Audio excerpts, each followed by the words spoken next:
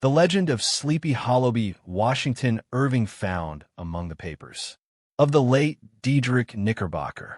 A pleasing land of drowsy head it was, of dreams that wave before the half-shut eye, and of gay castles in the clouds that pass, forever flushing round summer sky.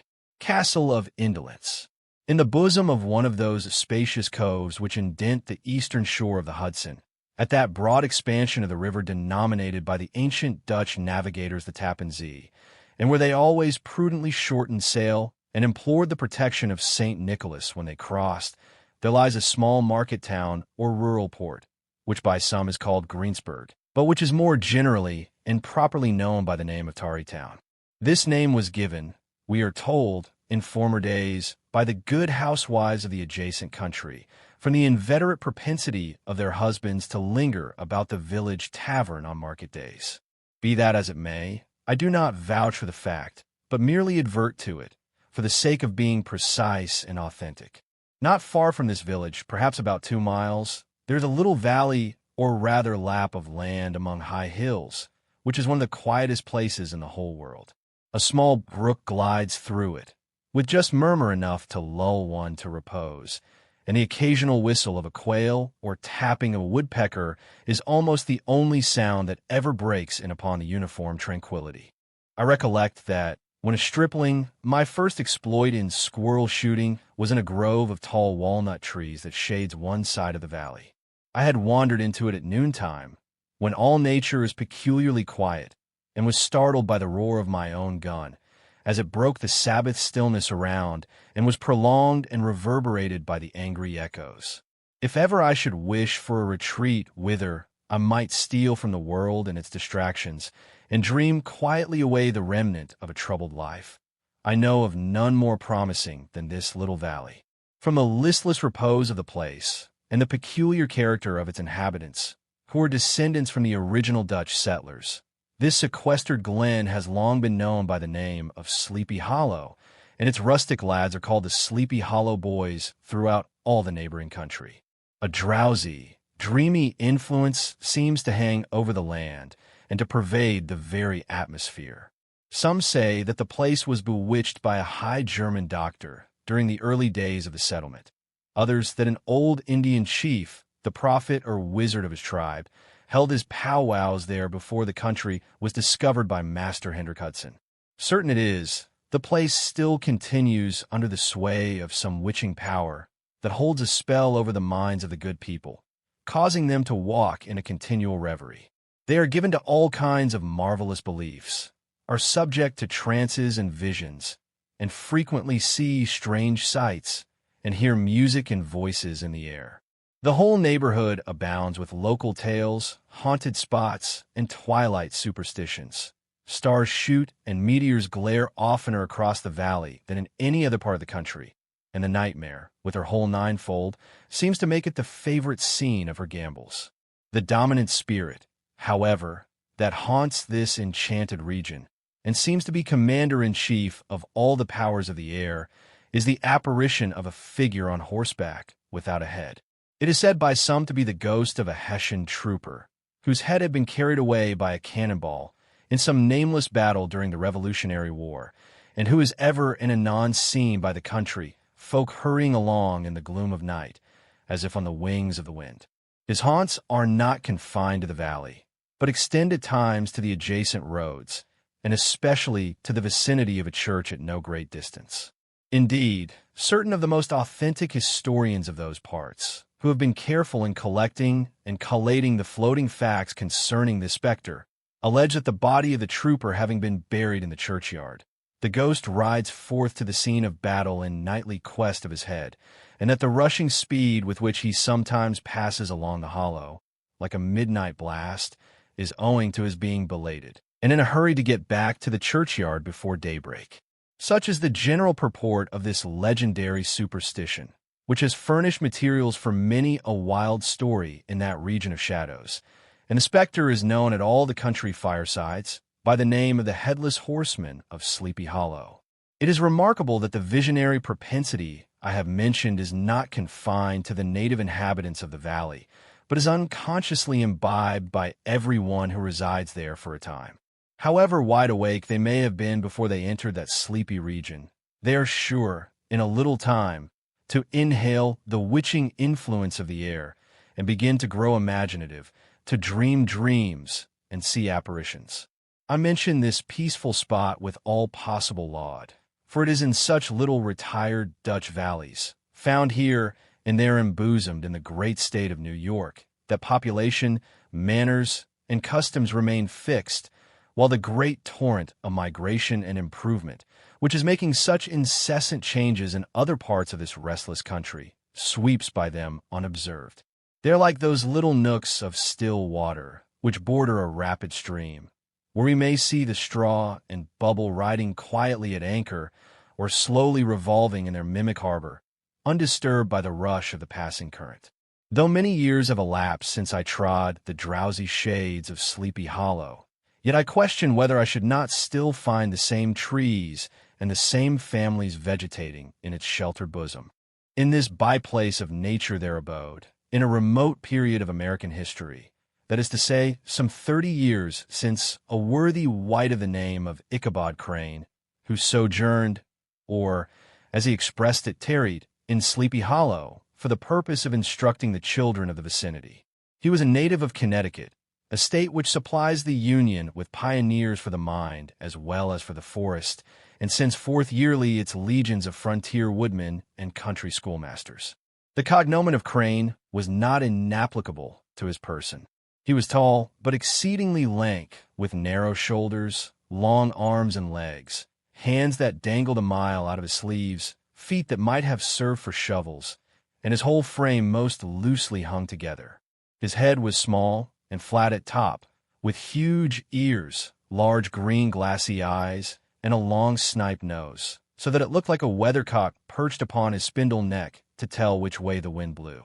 To see him striding along the profile of a hill on a windy day, with his clothes bagging and fluttering about him, one might have mistaken him for the genius of famine descending upon the earth, or some scarecrow eloped from a cornfield. His schoolhouse was a low building of one large room, rudely constructed of logs, the windows partly glazed and partly patched with leaves of old copybooks. It was most ingeniously secured at vacant hours by a withe twisted in the handle of the door and stakes set against the window shutters, so that though a thief might get in with perfect ease, he would find some embarrassment in getting out. An idea most probably borrowed by the architect, Jos van Houten, from the mystery of an eelpot. The schoolhouse stood in a rather lonely but pleasant situation, just at the foot of a woody hill, with a brook running close by, and a formidable birch tree growing at one end of it. From hence the low murmur of his pupils' voices, conning over their lessons, might be heard in a drowsy summer's day, like the hum of a beehive, interrupted now and then by the authoritative voice of the master, in the tone of menace or command, or, peradventure, by the appalling sound of the birch, as he urged some tardy loiterer along the flowery path of knowledge. Truth to say, he was a conscientious man, and ever bore in mind the golden maxim, spare the rod and spoil the child. Ichabod Crane scholars certainly were not spoiled. I would not have it imagined, however, that he was one of those cruel potentates of the school who joy in the smart of their subjects. On the contrary, he administered justice with discrimination rather than severity, taking the burden off the backs of the weak and laying it on those of the strong. Your mere puny stripling, that winced at the least flourish of the rod, was passed by with indulgence. But the claims of justice were satisfied by inflicting a double portion on some little tough wrong-headed, broad-skirted Dutch urchin, who sulked and swelled and grew dogged and sullen beneath the birch. All this he called doing his duty by their parents, and he never inflicted a chastisement without following it by the assurance, so consolatory to the smarting urchin, that he would remember it and thank him for it the longest day he had to live. When school hours were over, he was even the companion and playmate of the larger boys, and on holiday afternoons would convoy some of the smaller ones home, who happened to have pretty sisters or good housewives for mothers, noted for the comforts of the cupboard. Indeed, it behooved him to keep on good terms with his pupils. The revenue arising from his school was small, and would have been scarcely sufficient to furnish him with daily bread, for he was a huge feeder and, though lank, had the dilating powers of an anaconda. But to help out his maintenance, he was, according to country custom in those parts, boarded and lodged at the houses of the farmers whose children he instructed. With these he lived successively a week at a time, thus going the rounds of the neighborhood, with all his worldly effects tied up in a cotton handkerchief. That all this might not be too onerous on the purses of his rustic patrons, who are apt to consider the costs of schooling a grievous burden, and schoolmasters as mere drones, he had various ways of rendering himself both useful and agreeable. He assisted the farmers occasionally in the lighter labors of their farms, helped to make hay, mended the fences, took the horses to water, drove the cows from pasture, and cut wood for the winter fire. He laid aside, too, all the dominant dignity and absolute sway with which he lorded it in his little empire, the school, and became wonderfully gentle and ingratiating. He found favor in the eyes of the mothers by petting the children, particularly the youngest, and like the lion bold, which whilom so magnanimously the lamb did hold, he would sit with the child on one knee and rock a cradle with his foot for whole hours together. In addition to his other vocations, he was the singing master of the neighborhood, and picked up many bright shillings by instructing the young folks in psalmody. It was a matter of no little vanity to him on Sundays to take his station in front of the church gallery with a band of chosen singers, where, in his own mind, he completely carried away the palm from the parson. Certain it is, his voice resounded far above all the rest of the congregation, and there are peculiar quavers still to be heard in that church, and which may even be heard half a mile off, quite to the opposite side of the mill pond, on a still Sunday morning, which are said to be legitimately descended from the nose of Ichabod Crane. Thus, by divers little makeshifts, in that ingenious way which is commonly denominated by hook and by crook, the worthy pedagogue got on tolerably enough, and was thought by all who understood nothing of the labor of headwork to have a wonderfully easy life of it. The schoolmaster is generally a man of some importance in the female circle of a rural neighborhood, being considered a kind of idle, gentlemanlike personage of vastly superior taste and accomplishments to the rough country swains, and, indeed, inferior in learning only to the parson. His appearance, therefore, is apt to occasion some little stir at the tea-table of a farmhouse, and the addition of a supernumerary dish of cakes or sweetmeats, or, peradventure, the parade of a silver teapot. Our man of letters, therefore, was peculiarly happy in the smiles of all the country damsels. How he would figure among them in the churchyard, between services on Sundays, gathering grapes for them from the wild vines that overran the surrounding trees, reciting for their amusement all the epitaphs on the tombstones, or sauntering, with a whole bevy of them, along the banks of the adjacent mill pond, while the more bashful country bumpkins hung sheepishly back, envying his superior elegance and address.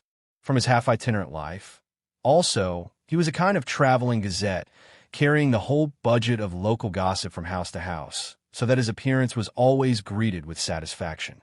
He was, moreover, esteemed by the women as a man of great erudition, for he had read several books quite through, and was a perfect master of Cotton Mather's History of New England Witchcraft, in which, by the way, he most firmly and potently believed. He was, in fact, an odd mixture of small shrewdness and simple credulity. His appetite for the marvelous, and his powers of digesting it, were equally extraordinary, and both had been increased by his residence in this spellbound region. No tale was too gross or monstrous for his capacious swallow. It was often his delight, after his school was dismissed in the afternoon, to stretch himself on the rich bed of clover bordering the little brook that whimpered by his schoolhouse, and there con over old Mather's direful tales, until the gathering dusk of evening made the printed page a mere mist before his eyes. Then, as he wended his way by swamp and stream and awful woodland, to the farmhouse where he happened to be quartered, every sound of nature at that witching hour fluttered his excited imagination. The moan of the whip-poor-will from the hillside, the boding cry of the tree-toad, that harbinger of storm, the dreary hooting of the screech-owl, or the sudden rustling in the thicket of birds frightened from their roost.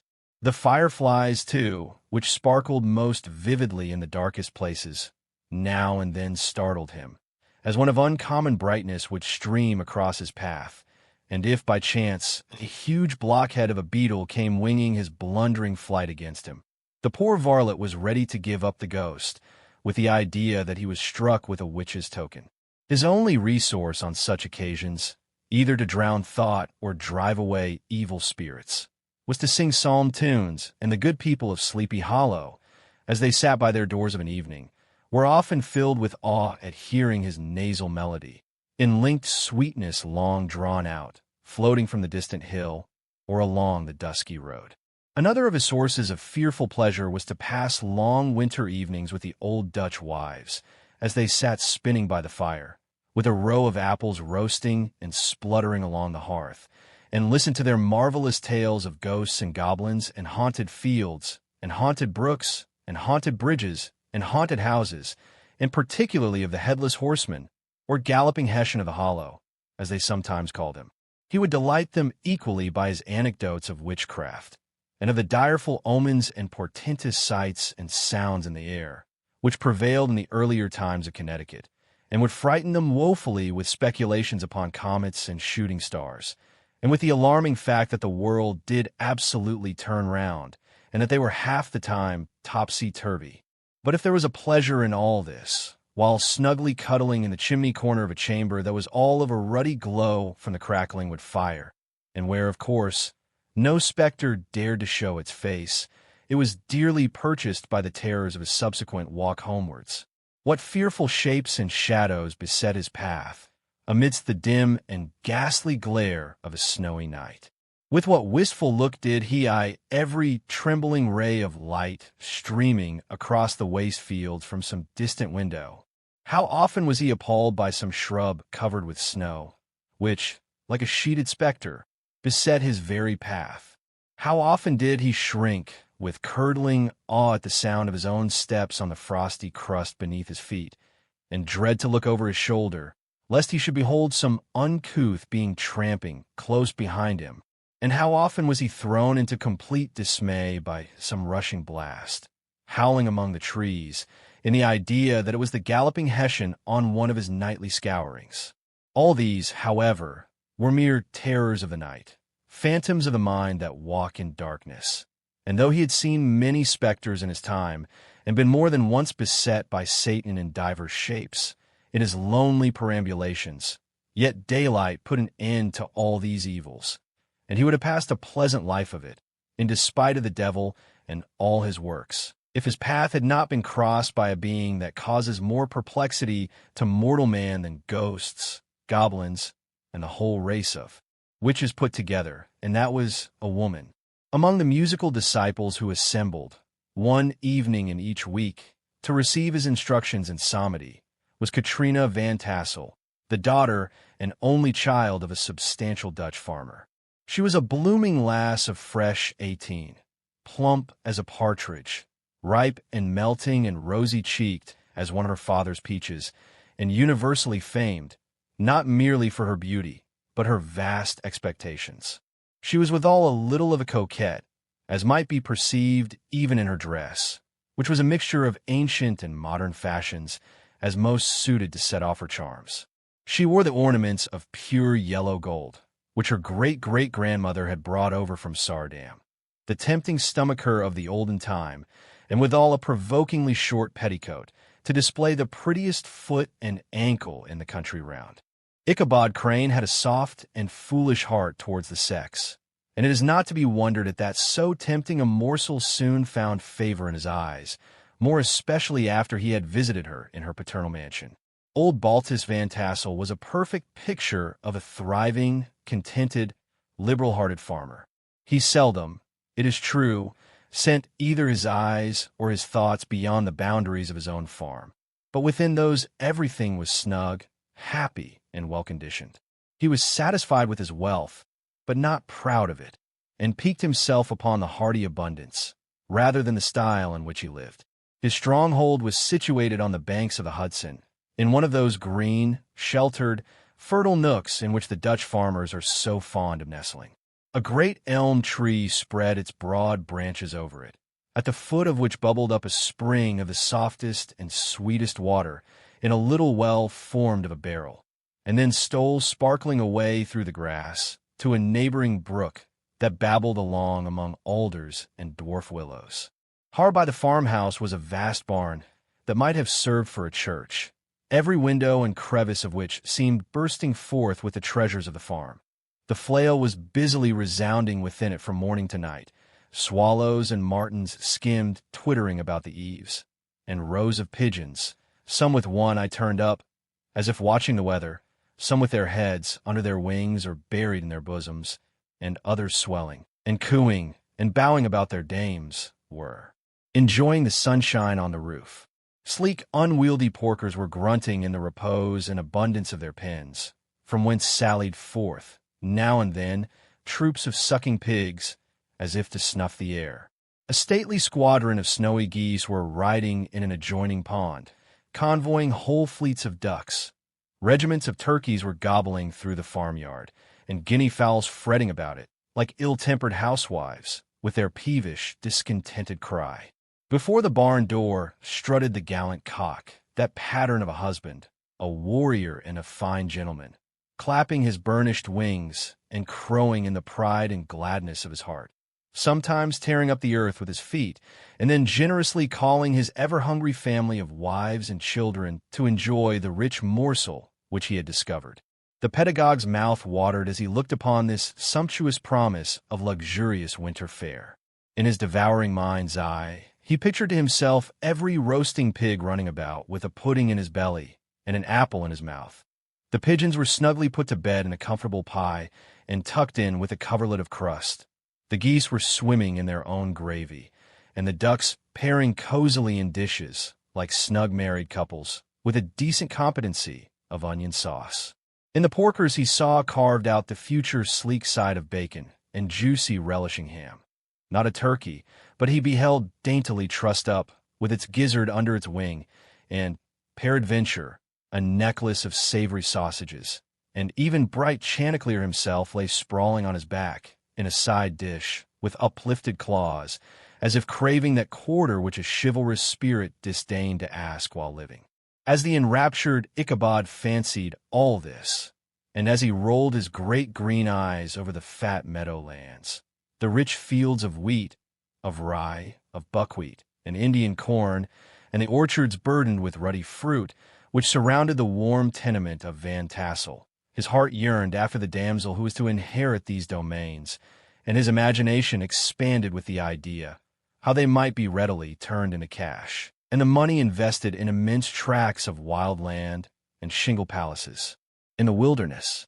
Nay, his busy fancy already realized his hopes, and presented to him the blooming Katrina, with a whole family of children mounted on the top of a wagon loaded with household trumpery, with pots and kettles dangling beneath, and he beheld himself bestriding a pacing mare, with a colt at her heels, setting out for Kentucky, Tennessee, or the Lord knows where.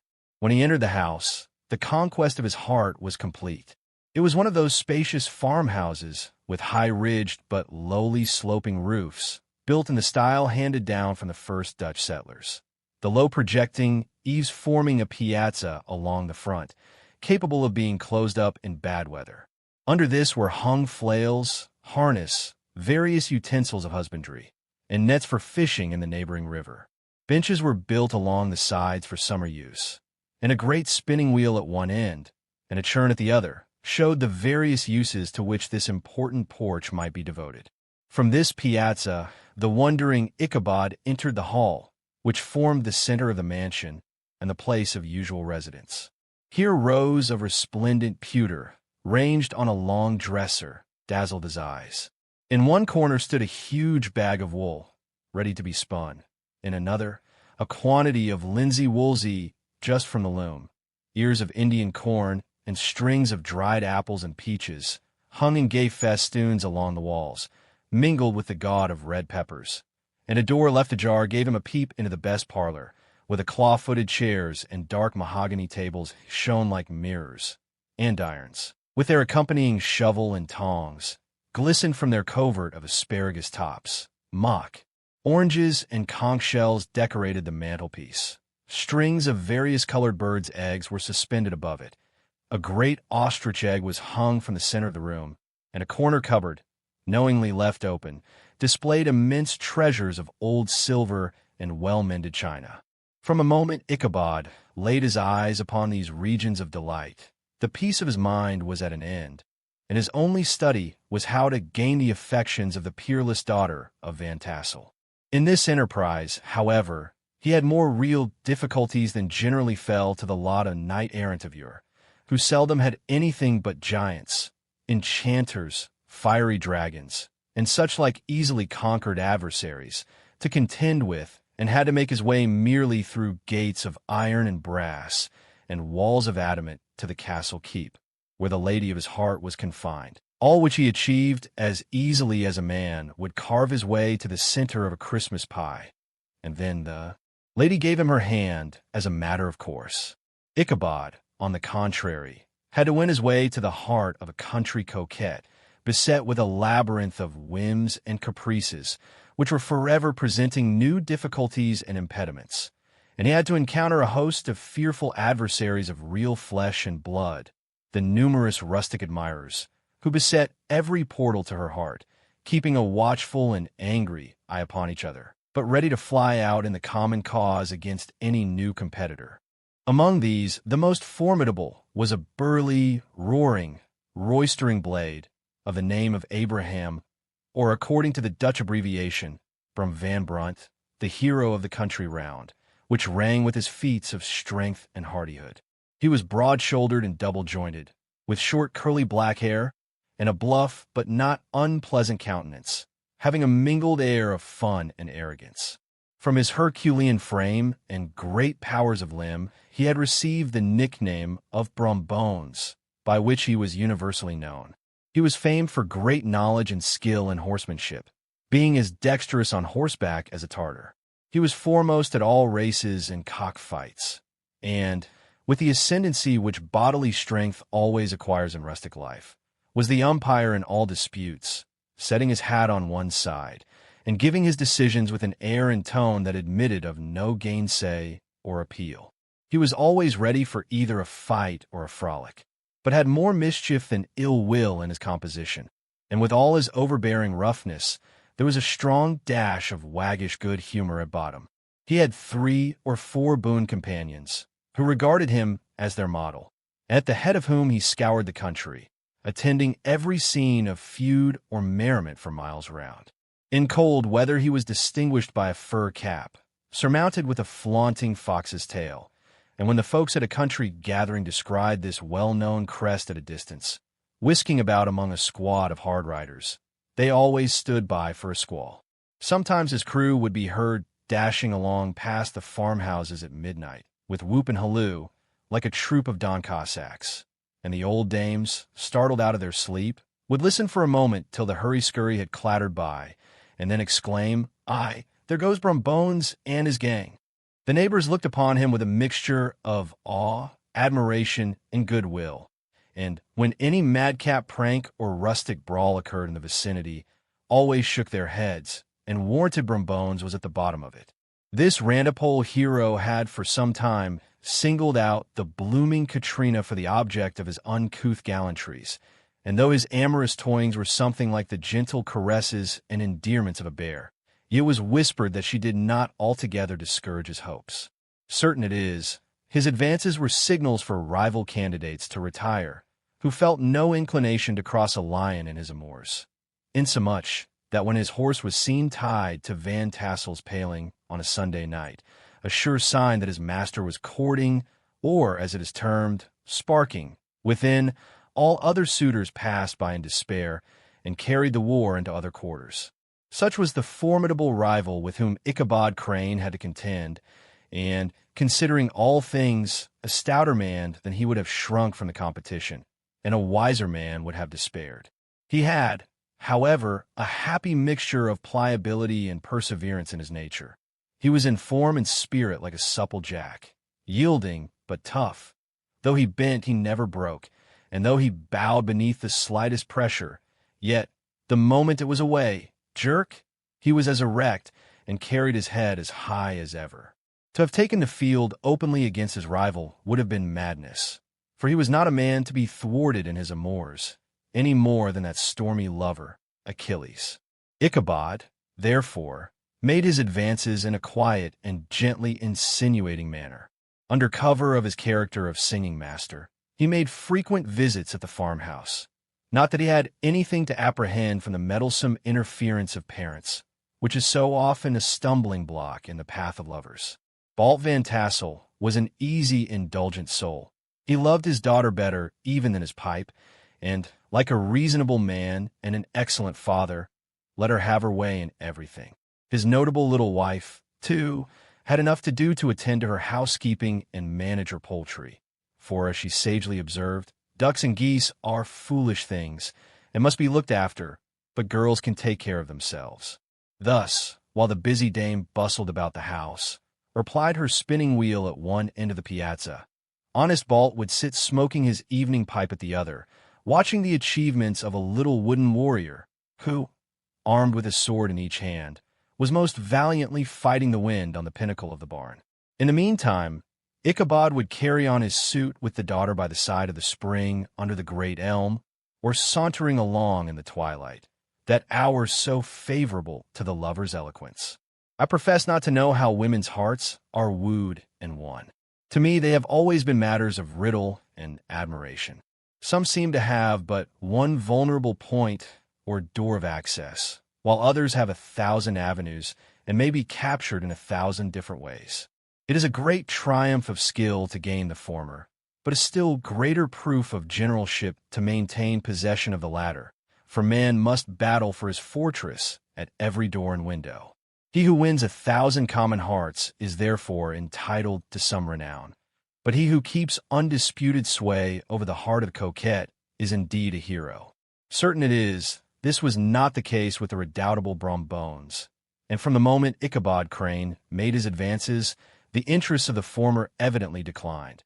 His horse was no longer seen tied to the palings on Sunday nights, and a deadly feud gradually arose between him and the preceptor of Sleepy Hollow. Brom, who had a degree of rough chivalry in his nature, would fain have carried matters to open warfare and have settled their pretensions to the lady, according to the mode of those most concise and simple reasoners, the knights-errant of yore, by single combat. But Ichabod was too conscious of the superior might of his adversary to enter the lists against him.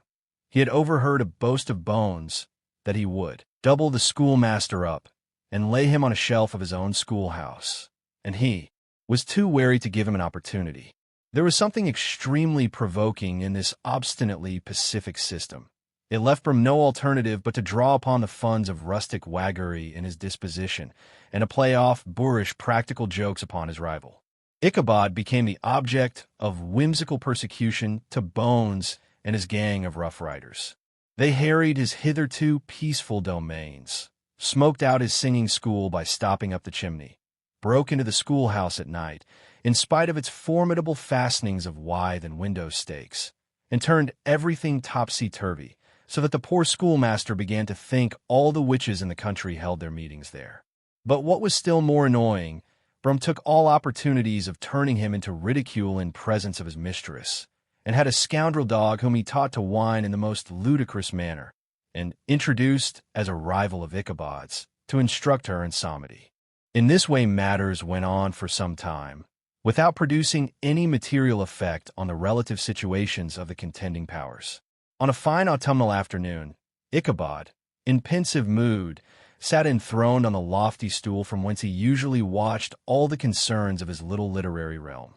In his hand he swayed a ferule, that scepter of despotic power.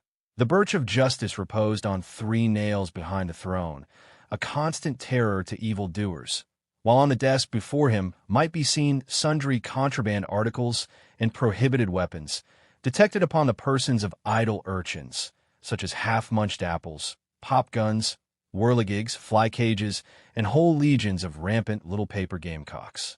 Apparently, there had been some appalling act of justice recently inflicted, for his scholars were all busily intent upon their books, or slyly whispering behind them with one, "I kept upon the master." and a kind of buzzing stillness reigned throughout the schoolroom. It was suddenly interrupted by the appearance of a Negro in tow-cloth jacket and trousers, a round-crowned fragment of a hat, like the cap of Mercury, and mounted on the back of a ragged, wild, half-broken colt, which he managed with a rope by way of halter. He came clattering up to the school door with an invitation to Ichabod to attend a merry-making or quilting frolic, to be held that evening at Katrina Van Tassel's. And having delivered his message with that air of importance and effort at fine language, which a Negro is apt to display on petty embassies of the kind, he dashed over the brook, and was seen scampering away up the hollow, full of the importance and hurry of his mission. All was now bustle and hubbub in the late quiet schoolroom.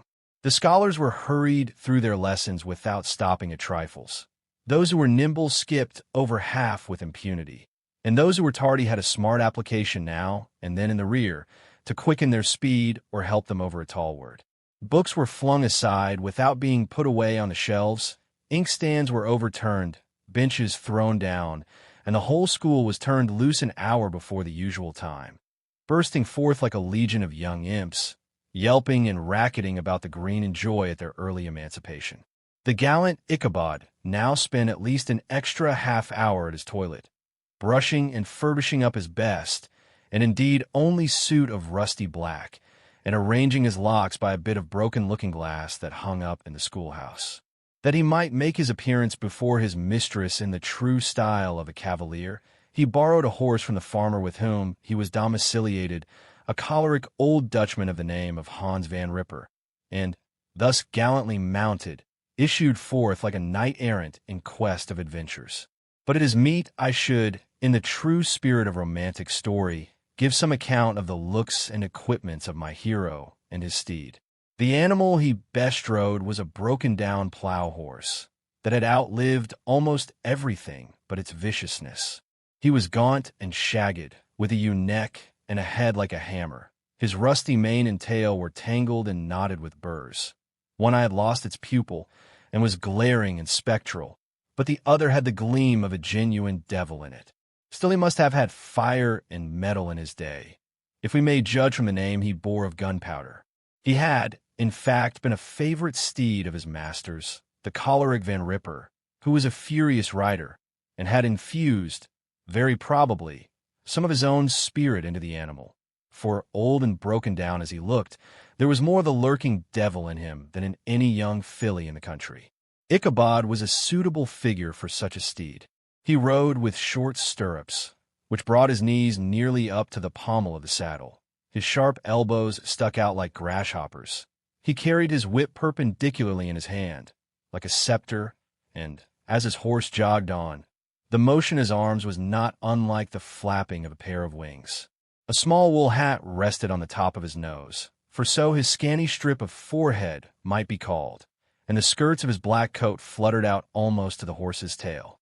Such was the appearance of Ichabod and his steed as they shambled out of the gate of Hans van Ripper, and it was altogether such an apparition as is seldom to be met with in broad daylight.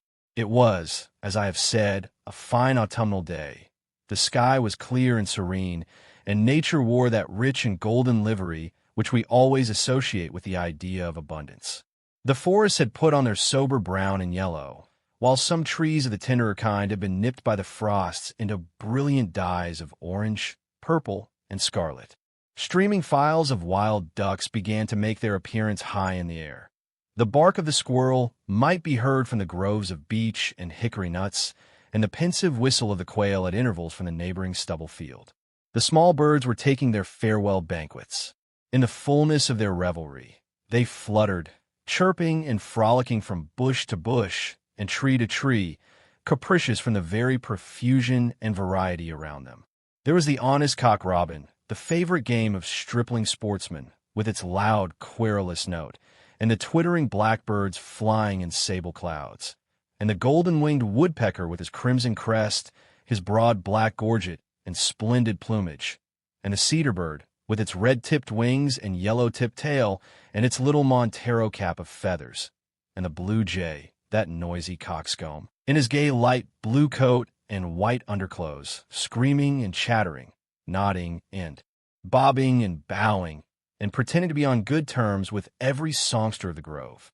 As Ichabod jogged slowly on his way, his eye, ever open to every symptom of culinary abundance, ranged with delight over the treasures of jolly autumn. On all sides he beheld vast store of apples, some hanging in oppressive opulence on the trees, some gathered into baskets and barrels for the market, others heaped up in rich piles for the cider press. Farther on he beheld great fields of Indian corn, with its golden ears peeping from their leafy coverts, and holding out the promise of cakes and hasty pudding, and the yellow pumpkins lying beneath them, turning up their fair round bellies to the sun, and giving ample prospects of the most luxurious of pies.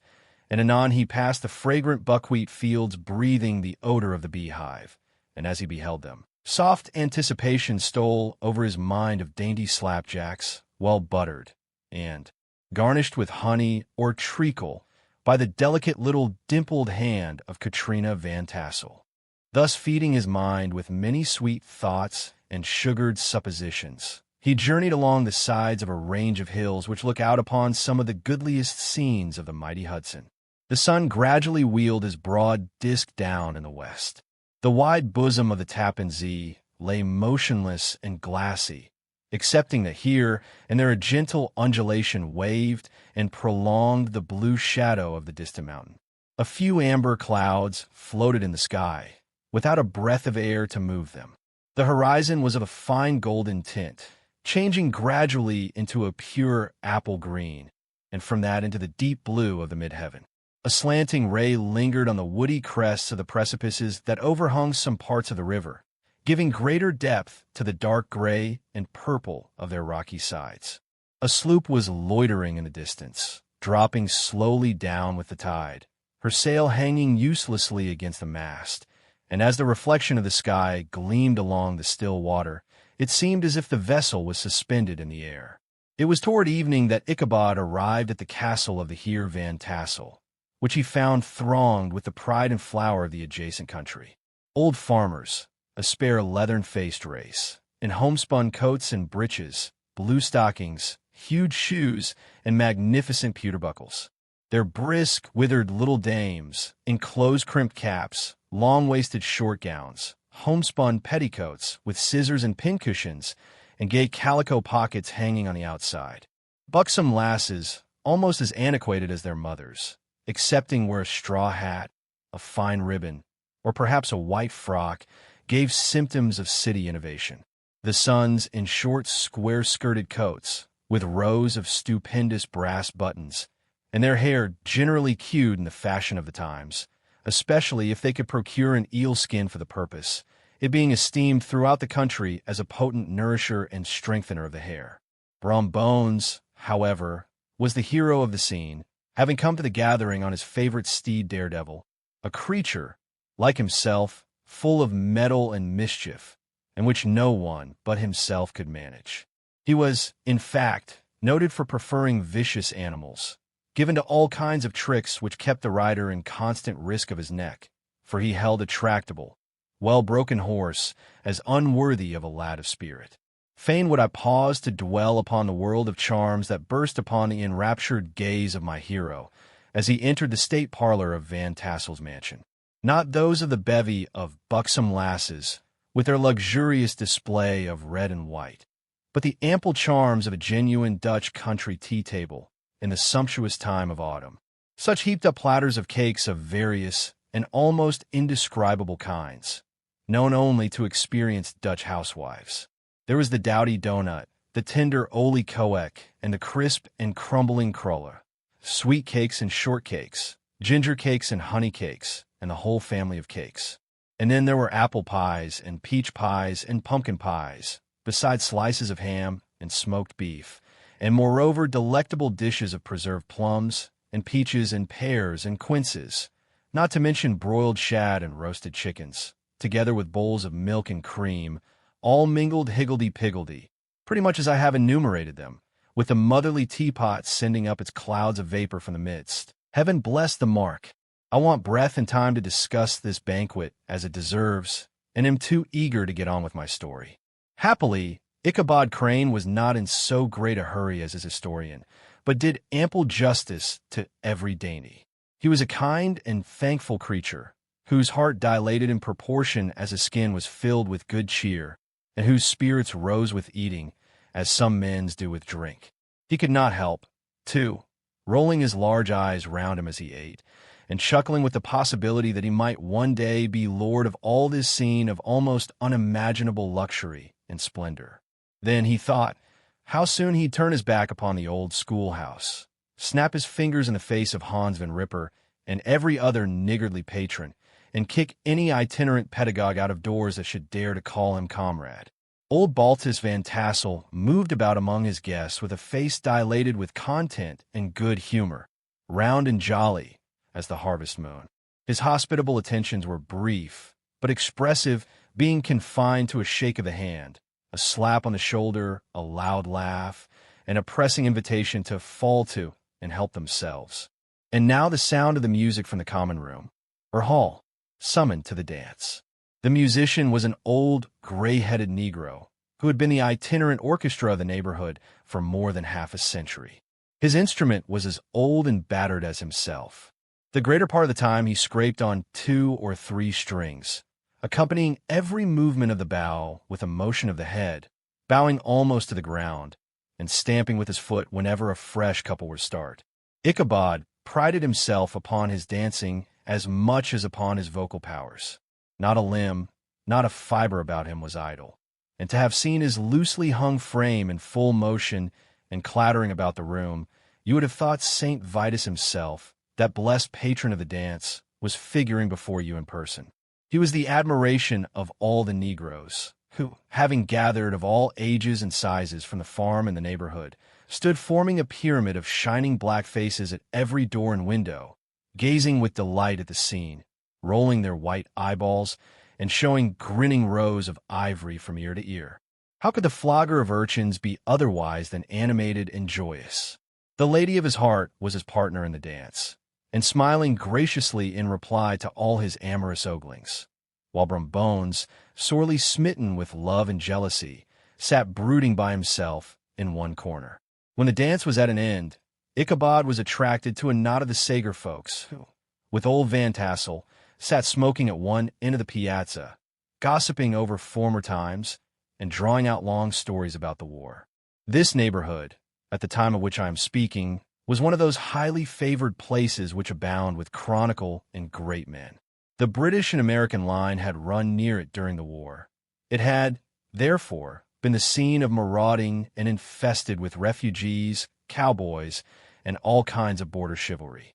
Just sufficient time had elapsed to enable each storyteller to dress up his tale with a little becoming fiction, and, in the indistinctness of his recollection, to make himself the hero of every exploit. There was the story of Doffue Martling, a large blue-bearded Dutchman, who had nearly taken a British frigate with an old iron 9-pounder from a mud breastwork, only that his gun burst at the 6th discharge. And there was an old gentleman who shall be nameless, being too rich a manere to be lightly mentioned, who, in the Battle of White Plains, being an excellent master of defense, parried a musket ball with a small sword, insomuch that he absolutely felt it was round the blade, and glance off at the hilt, in proof of which he was ready at any time to show the sword, with the hilt a little bent. There were several more that had been equally great in the field, not one of whom but was persuaded that he had a considerable hand in bringing the war to a happy termination. But all these were nothing to the tales of ghosts and apparitions that succeeded. The neighborhood is rich in legendary treasures of the kind. Local tales and superstitions thrive best in these sheltered, long-settled retreats, but are trampled underfoot by the shifting throng that forms the population of most of our country places. Besides, there is no encouragement for ghosts in most of our villages, for they have scarcely had time to finish their first nap and turn themselves in their graves before their surviving friends have traveled away from the neighborhood, so that when they turn out at night to walk their rounds, they have no acquaintance left to call upon. This is perhaps the reason why we so seldom hear of ghosts except in our long-established Dutch communities. The immediate cause, however, of the prevalence of supernatural stories in these parts was doubtless owing to the vicinity of Sleepy Hollow. There was a contagion in the very air that blew from that haunted region. It breathed forth an atmosphere of dreams and fancies infecting all the land. Several of the Sleepy Hollow people were present at Van Tassel's, and, as usual, were doling out their wild and wonderful legends. Many dismal tales were told about funeral trains, and mourning cries and wailings heard and seen about the great tree where the unfortunate Major Andre was taken, and which stood in the neighborhood. Some mention was made also of the woman in white, that haunted the dark glen at Raven Rock, and was often heard to shriek on winter nights before a storm, having perished there in the snow. The chief part of the stories, however, turn upon the favorite specter of Sleepy Hollow, the Headless Horseman, who had been heard several times of late patrolling the country, and, it was said, tethered his horse nightly among the graves in the churchyard. The sequestered situation of this church seems always to have made it a favorite haunt of troubled spirits. It stands on a knoll, surrounded by locust trees and lofty elms, from among which its decent, whitewashed walls shine modestly forth, like Christian purity beaming through the shades of retirement. A gentle slope descends from it to a silver sheet of water, bordered by high trees, between which peeps may be caught at the blue hills of the Hudson. To look upon its grass-grown yard, where the sunbeams seem to sleep so quietly, one would think that there at least the dead might rest in peace. On one side of the church extends a wide woody dell, along which raves a large brook among broken rocks and trunks of fallen trees. Over a deep black part of the stream, not far from the church, was formerly thrown a wooden bridge.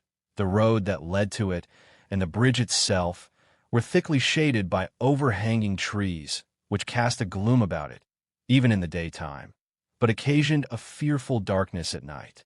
Such was one of the favorite haunts of the Headless Horseman, and the place where he was most frequently encountered. The tale was told of old Brower, a most heretical disbeliever in ghosts, how he met the horseman returning from his foray into Sleepy Hollow, and was obliged to get up behind him, how they galloped over bush and brake, over hill and swamp, until they reached the bridge, when the horseman suddenly turned into a skeleton, threw old Brower into the brook, and sprang away over the treetops with a clap of thunder. This story was immediately matched by a thrice marvelous adventure of Brom Bones, who made light of the galloping Hessian as an errant jockey. He affirmed that on returning one night from the neighboring village of Sing Sing, he had been overtaken by this midnight trooper, that he had offered a race with him for a bowl of punch, and should have won it too, for Daredevil beat the goblin horse All Hollow, but just as they came to the church bridge, the Hessian bolted and vanished in a flash of fire. All these tales told in that drowsy undertone with which men talk in the dark, the countenances of the listeners only now and then receiving a casual gleam from the glare of a pipe, sank deep in the mind of Ichabod. He repaid them in kind with large extract from his invaluable author, Cotton Mather, and added many marvelous events that had taken place in his native state of Connecticut and fearful sights which he had seen in his nightly walks about Sleepy Hollow. The revel now gradually broke up. The old farmers gathered together their families and their wagons, and were heard for some time rattling along the hollow roads and over the distant hills. Some of the damsels mounted on pillions behind their favorite swains, and their light-hearted laughter, mingling with the clatter of hoofs, echoed along the silent woodlands, sounding fainter and fainter, until they gradually died away, and the late scene of noise and frolic was all silent and deserted. Ichabod only lingered behind, according to the custom of country lovers, to have a tete-a-tete with the heiress, fully convinced that he was now on the high road to success. What passed at this interview I will not pretend to say, for in fact I do not know. Something, however, I fear me, must have gone wrong, for he certainly sallied forth, after no very great interval, with an air quite desolate and chapfallen. Oh, these women! These women! Could that girl have been playing off any of her coquettish tricks? Was her encouragement of the poor pedagogue all a mere sham to secure her conquest of his rival? Heaven only knows, not I. Let it suffice to say, Ichabod stole forth with the air of one who had been sacking a hen roost, rather than a fair lady's heart. Without looking to the right or left to notice the scene of rural wealth, on which he had so often gloated, he went straight to the stable, and with several hearty cuffs and kicks roused his steed most uncourteously from the comfortable quarters in which he was soundly sleeping, dreaming of mountains of corn and oats, and whole valleys of timothy and clover.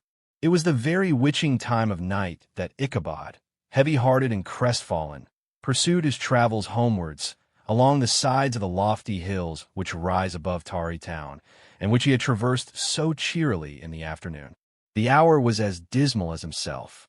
Far below him, the Tappan Zee spread its dusky and indistinct waste of waters, with here and there the tall mast of a sloop, riding quietly at anchor under the land. In the dead hush of midnight, he could even hear the barking of the watchdog from the opposite shore of the Hudson, but it was so vague and faint as only to give an idea of his distance from this faithful companion of man. Now and then, too, the long-drawn crowing of a cock, accidentally awakened, would sound far, far off from some farmhouse away among the hills, but it was like a dreaming sound in his ear. No signs of life occurred near him, but occasionally the melancholy chirp of a cricket, or perhaps the guttural twang of a bullfrog from a neighboring marsh, as if sleeping uncomfortably and turning suddenly in his bed. All the stories of ghosts and goblins that he had heard in the afternoon now came crowding upon his recollection. The night grew darker and darker.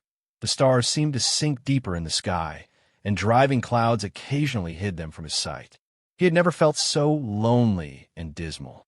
He was, moreover, approaching the very place where many of the scenes of the ghost stories had been laid. In the center of the road stood an enormous tulip tree, which towered like a giant above all the other trees of the neighborhood, and formed a kind of landmark. Its limbs were gnarled and fantastic, large enough to form trunks for ordinary trees, twisting down almost to the earth and rising again into the air.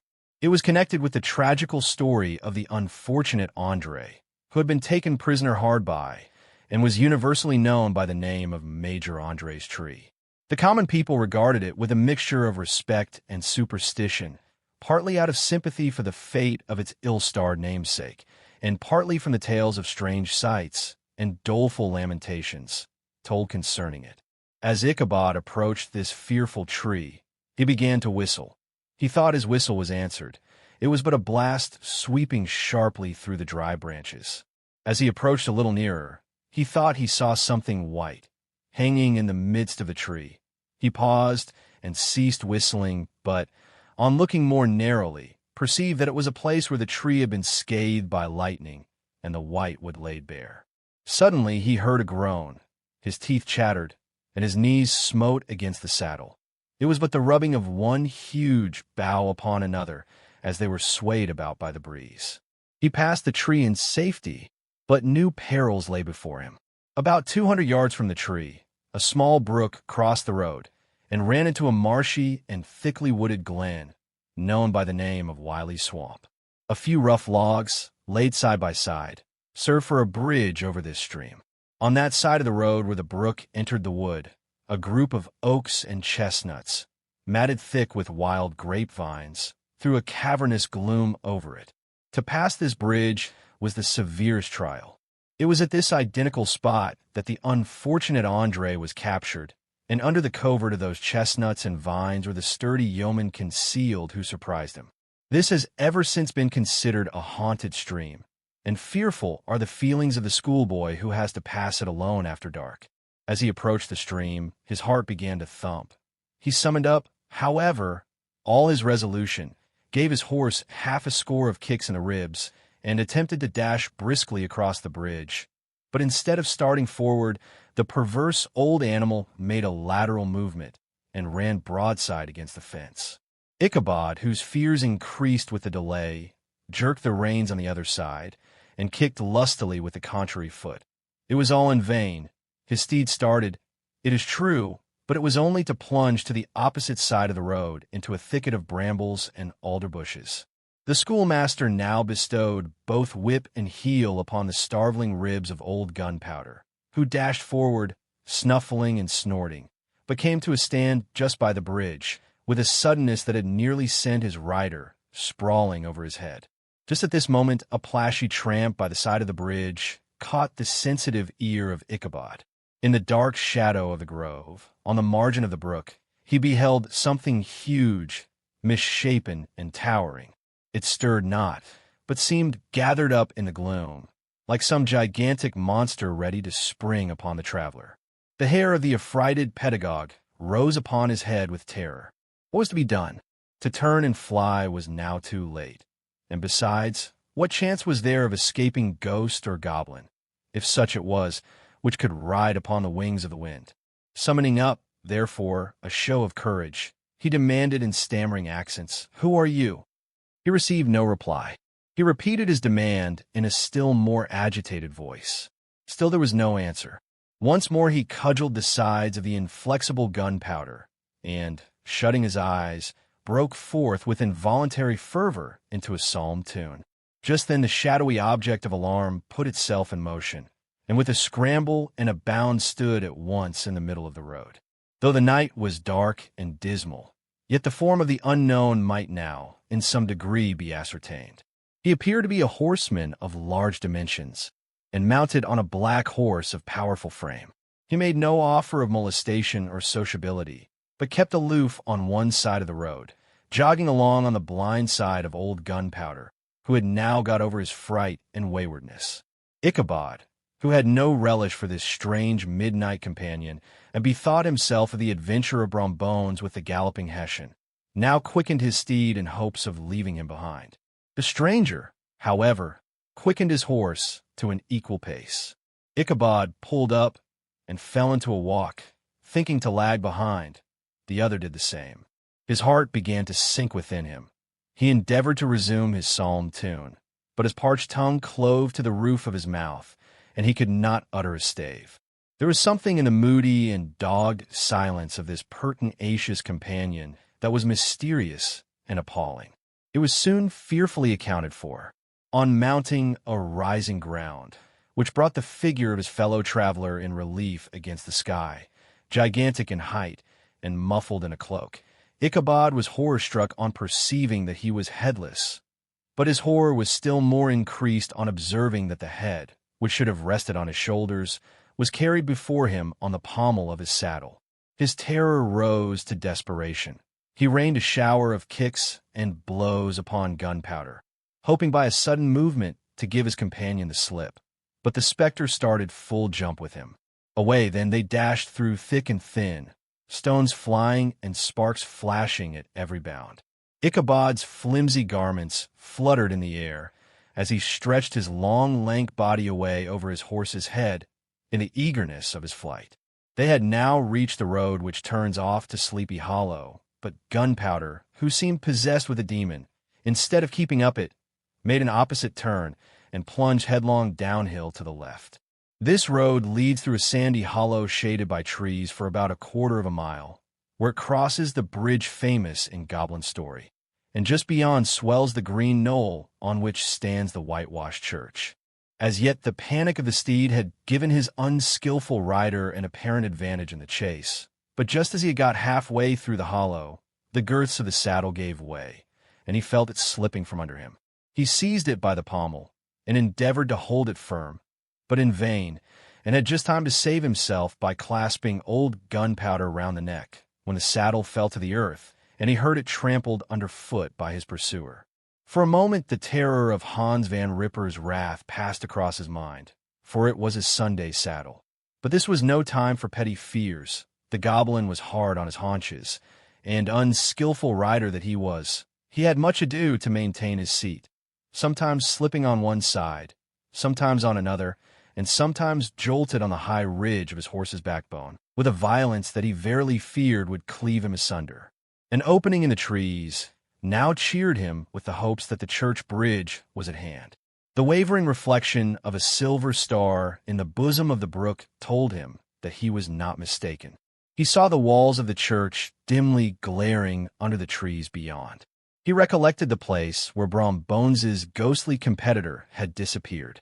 If I can but reach that bridge, thought Ichabod, I am safe. Just then he heard the black steed panting and blowing close behind him. He even fancied that he felt his hot breath. Another convulsive kick in the ribs, and old gunpowder sprang upon the bridge.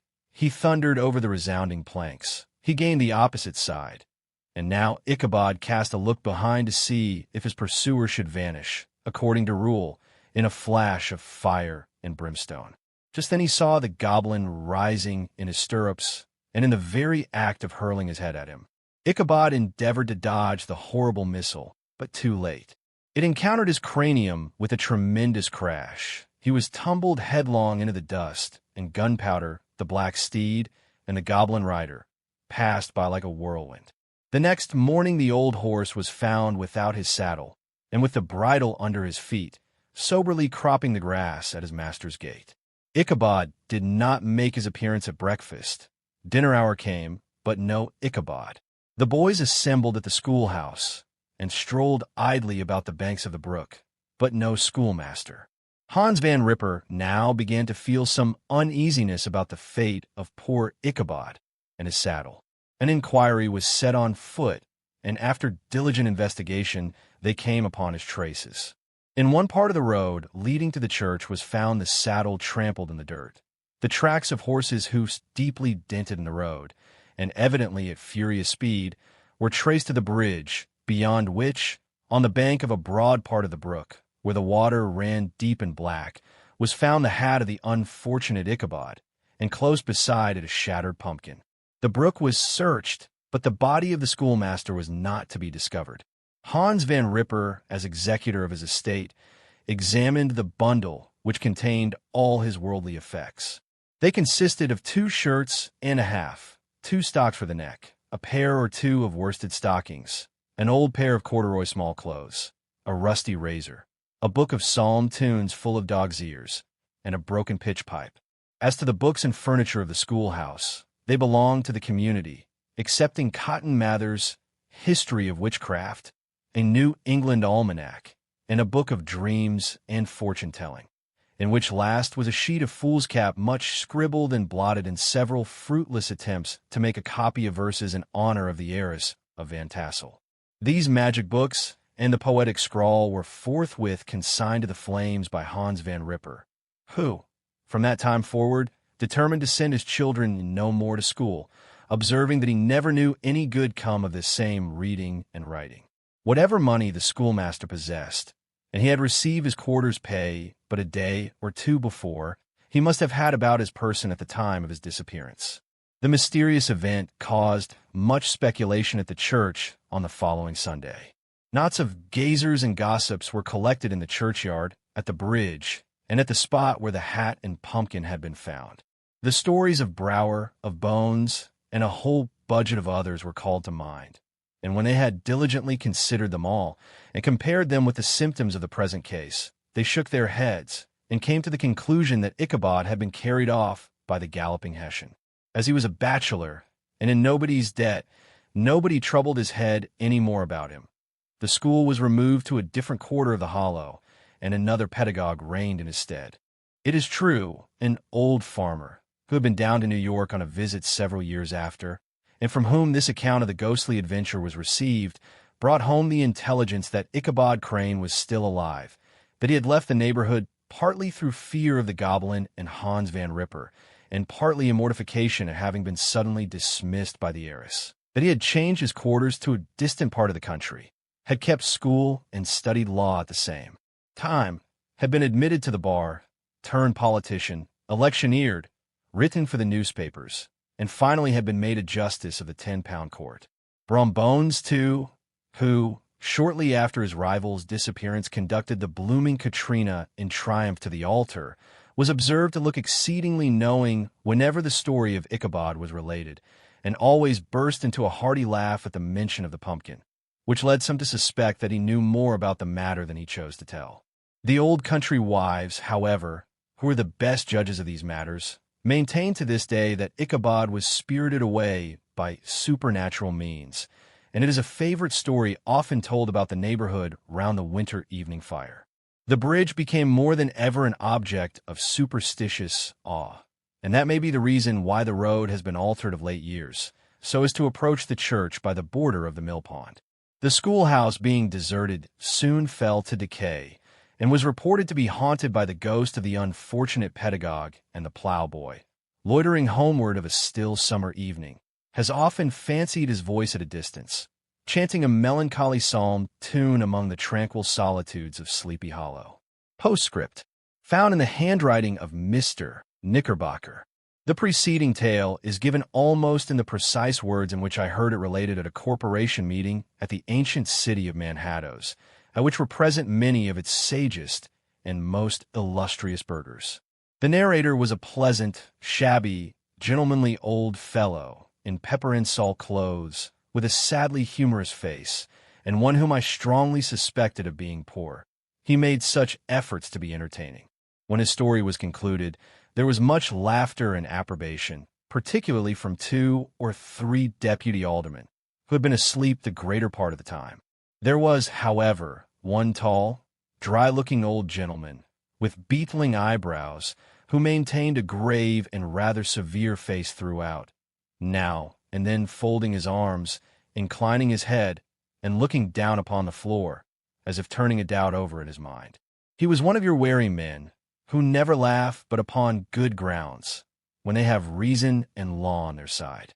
When a mirth of the rest of the company had subsided, and silence was restored, he leaned one arm on the elbow of his chair, and sticking the other akimbo, demanded with a slight but exceedingly sage motion of the head and contraction of the brow, what was the moral of the story, and what it went to prove.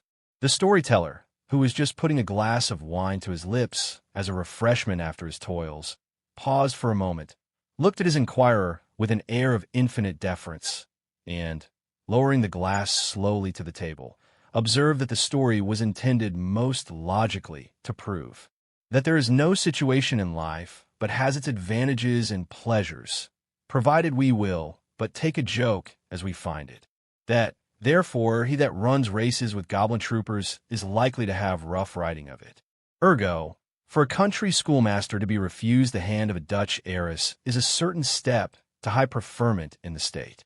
The cautious old gentleman knit his brows tenfold closer after this explanation, being sorely puzzled by the ratiocination of the syllogism, while methought the one in pepper and salt eyed him with something of a triumphant leer.